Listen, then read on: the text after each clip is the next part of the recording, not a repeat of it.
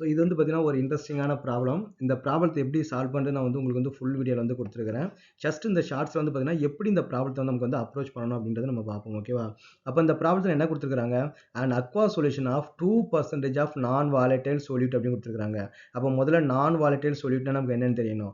நான் வாலட்டைல் அப்படின்னா அது வந்து வேப்பரே வந்து கிரியேட் பண்ணாதுன்னு அர்த்தம். அப்படின்னா அது வந்து சாலிட்னு அர்த்தம். ஏன்னா கேஸ் வந்து வேப்பர் ஸ்டேட்டில் தான் இருக்கும். லிக்விடு கண்டிப்பாக அதோட சர்ஃபேஸில் அதோட வேப்பர் மாலிகுல் வந்து இருக்கும். அப்போ சாலிட் தான் நமக்கு வந்து வேப்பரே ஆகாது. வாலட்டைல் வந்து கிடையாது. அது எவாபரேட் ஆகாது. அப்போ இங்க வந்து 2% ஆஃப் நான் வாலட்டைல் பார்த்தீங்கன்னா சொல்யூட்னா சாலிட் வந்து ஆட் பண்ணியிருக்காங்கன்னு அர்த்தம். அப்போ என்ன பண்ணுது பார்த்தீங்கன்னா அதோட ப்ரெஷர் வந்து பார்த்தீங்கன்னா 1.004 வந்து குறைக்குதுன்னு சொல்லியிருக்காங்க. இங்க அக்வா சொல்யூஷன் கொடுத்துருக்காங்க. அதனால சால்ட் வந்து நமக்கு வந்து வாட்டர்.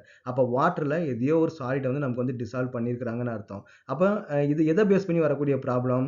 அப்போ ஒரு லிக்விட்ல கேஸை டிசால்வ் பண்ணானா நமக்கு வந்து ஹென்ரிஸ் லா. அப்போ ஹென்ரிஸ் லாக்கு நமக்கு என்ன ஃபார்முலா யூஸ் பண்ணலாம்? வேப்பர் பிரஷர் வந்து நமக்கு வந்து பார்த்தீங்கன்னா which is equal to KH into mole fraction வந்து X1 இல்லையா?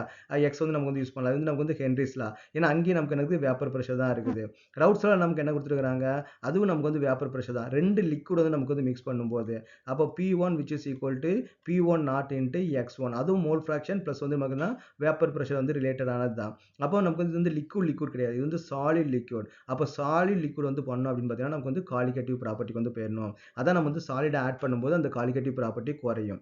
அப்போ நம்ம காலிகேட்டிவ் ப்ராப்பர்ட்டி நமக்கு வந்து 4 இருக்குது. அப்போ 4ல எதை யூஸ் பண்ணலாம் அப்படின்னு வந்து பார்த்தீங்கன்னா இங்க வேப்பர் பிரஷரை ரிலேட் பண்ணி இருக்குது.